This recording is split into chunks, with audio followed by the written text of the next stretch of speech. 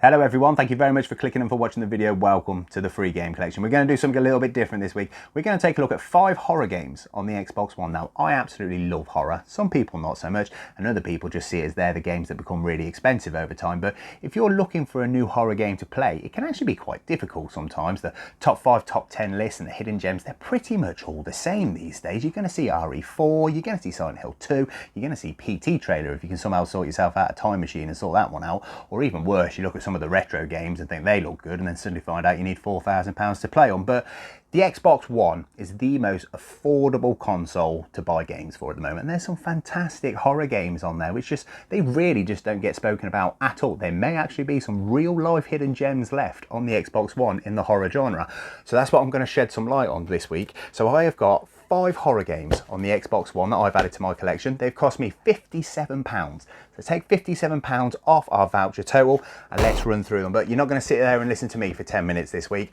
I've got the work experience girl to do it this time. So sit back and enjoy. Remothered Tormented Fathers takes the classic horror formula of placing a helpless woman in a mansion and have her pursued by a big bad. Fans of Haunting Ground and Clock Tower will want to give this one a try. In this game, the helpless woman is an obvious homage to Jodie Foster's character Clarice Sterling from Silence of the Lambs, which, albeit a little on the nose, is pleasantly familiar. And the big bad is an old skinny naked man running around swinging his tallywhacker and sickle at you. Trapped in an Italian mansion, you're looking for a missing child and the source of a strange disease. The plot is explained through cutscenes and notes found around the mansion, unraveling the mystery. Similar to the original Resident Evil games, you must sneak around the mansion back and forth looking for items and solving puzzles to unlock the next part of the mansion, all the while playing a deadly game of hide and seek with the crazy Mr. Johnson. Graphically, Remothered, surrounding looking great with good atmosphere and cinematic cutscenes, although sometimes the character models can appear a little strange.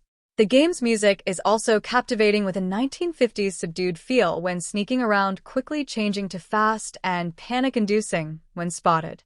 After a while, you learn the layout of the mansion and the best way to get round its corridors and hide, playing short mini-games to avoid giving away your location. Unfortunately, the AI is not the smartest and can be avoided easily by taking a few sharp corners, and you will notice that the threat you are running and hiding from can rarely actually keep pace with you, removing some of the tension. There are no weapons to use here, and you must find items scattered around to lay traps and block Captain Dangle, slowing him down. Or you can just run away, making this part of the game a little unnecessary. Remothered Tormented Fathers is for anyone looking to play a more modern game, taking gameplay and tension from classic survival horror games. Phobia St. Dinfna Hotel captures that feeling of exploring and puzzle solving from the survival horror of old. Roberto Lopez is a reporter sent to a small town in Brazil to investigate and report on strange sightings and an unsettling girl in a gas mask when he checks into the hotel. Quickly, the hotel takes a turn towards The Shining, with the hotel merging with an alternate dimension and welcoming all the twisted creatures that come with it, preventing your escape.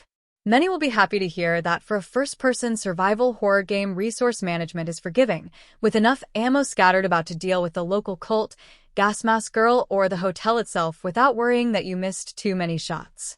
With enemies taking anywhere between 2 to 3 or 8 to 10 shots to the heart, you will be kept on your toes wondering if you have done enough to put them down. Phobia's unique mechanic is the use of a camera, allowing you to see into an alternative dimension to help solve puzzles and progress through the hotel.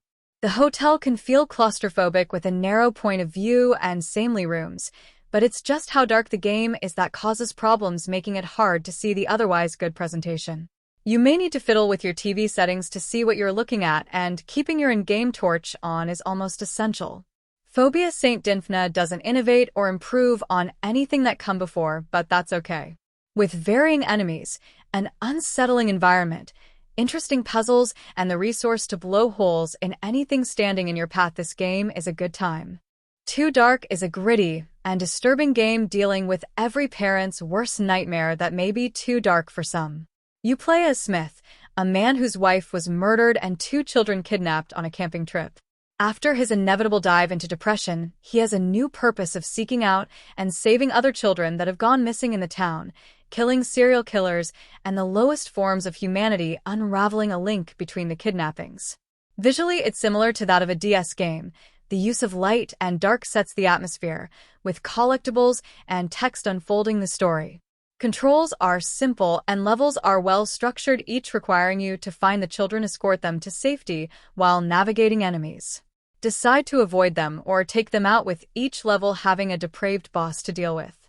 But be careful, a controversial decision by the developers is the ability to kill the children, so be aware and be careful. Too Dark doesn't hold back and is what it says it is, a game that touches on some elements that for many may be too dark in subject matter. But if you can deal with that, this game is worth your time and respect for dealing with topics many wouldn't have touched with a barge pole. Before we start on this one, Agony is a masochistic game for those with a strong stomach, overflowing with gore, blood, and body mutilation.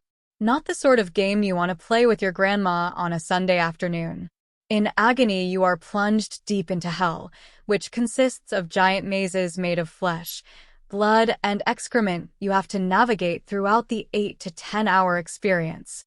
The plot: seek out the charming red goddess and politely ask her to help you escape hell. Simple enough. The environment is one of Agony's strongest elements. Hell is a dark and unsettling place in this game, soaked in darkness, so you are never 100% comfortable with where you are or what's around you.